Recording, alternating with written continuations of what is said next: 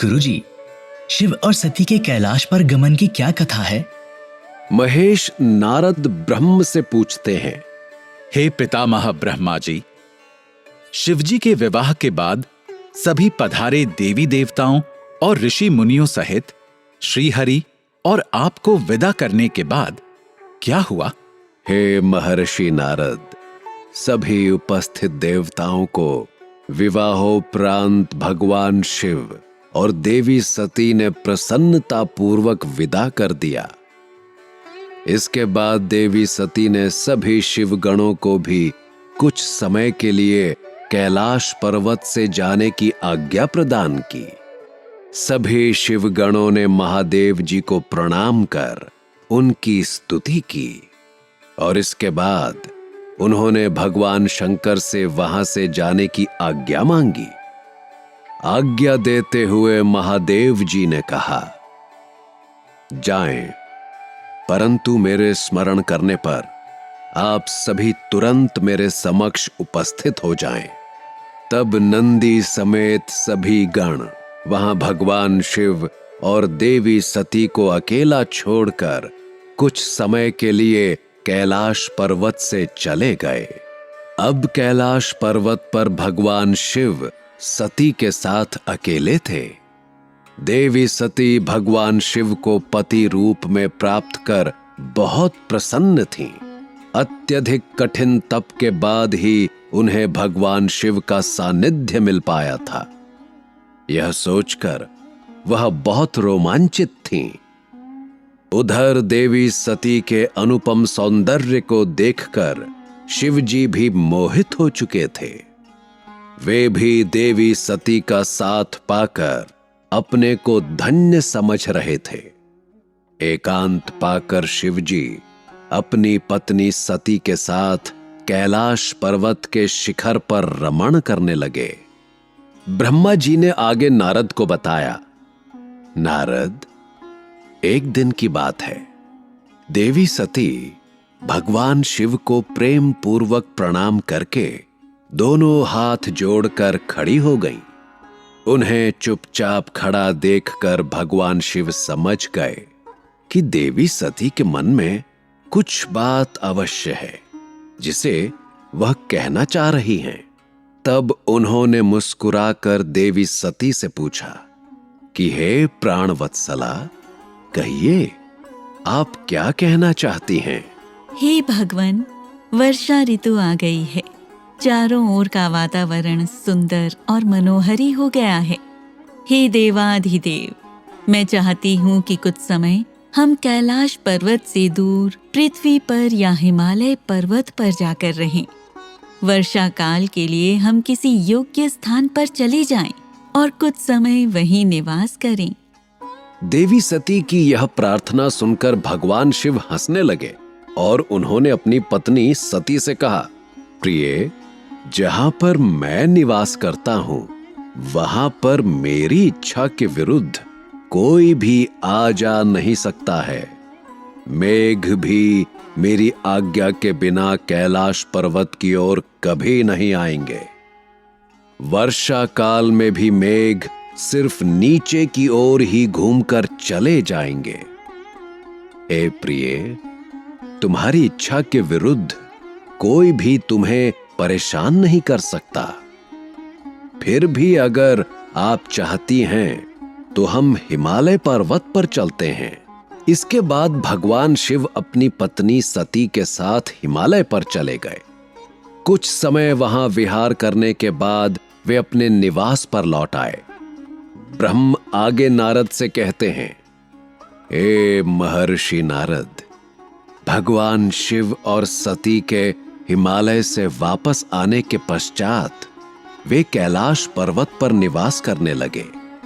एक दिन देवी सती ने भगवान शिव को भक्ति भाव से नमस्कार किया और कहने लगी, हे देवाधिदेव महादेव, कल्याण सागर, आप सभी की रक्षा करते हैं। हे भगवान, मुझ पर भी अपनी कृपा दृष्टि कीजिए। प्रभु, आप परम पुरुष और सबके स्वामी हैं। आप रजोगुण, तमोगुण और सत्व गुण से दूर हैं। आपको पति के रूप में पाकर मेरा जन्म सफल हो गया। हे करुणा निधान, आपने मुझे हर प्रकार का सुख दिया है और मेरी हर इच्छा को पूरा किया है। लेकिन अब मेरा मन तत्वों की खोज करता है।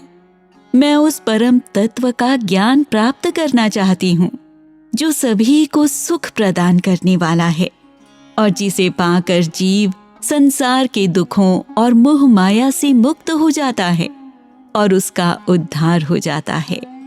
प्रभु, मुझ पर कृपा कर आप मेरा ज्ञान वर्धन करें। इस प्रकार आदि शक्ति देवी सती ने जीवों के उद्धार के लिए भगवान शिव से अनुरोध किया।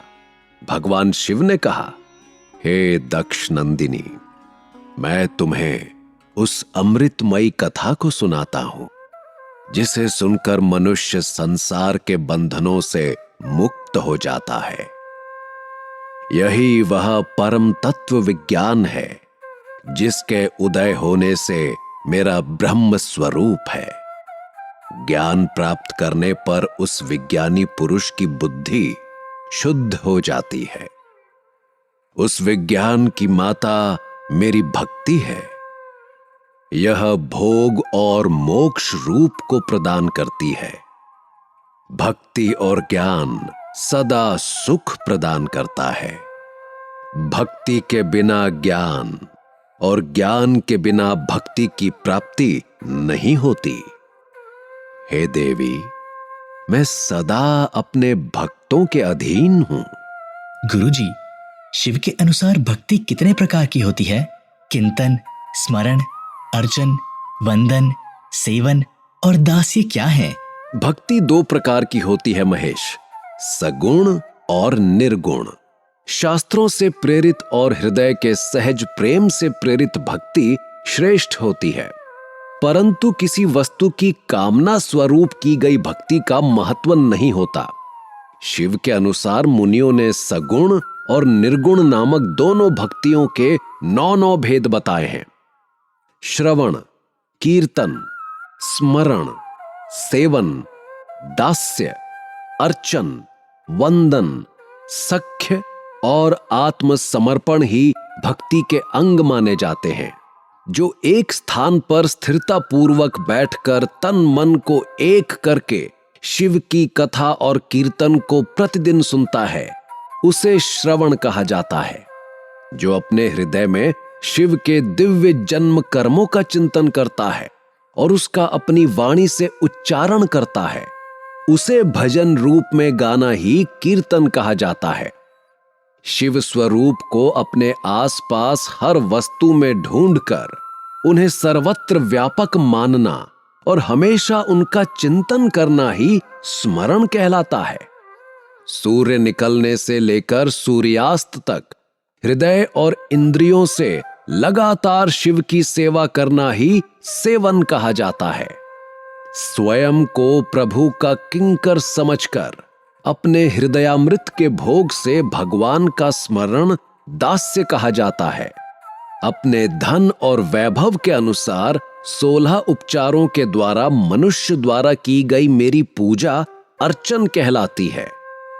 मन, ध्यान और वाणी से मंत्रों का उच्चारण करते हुए इष्ट देव को नमस्कार करना वंदन कहलाता है।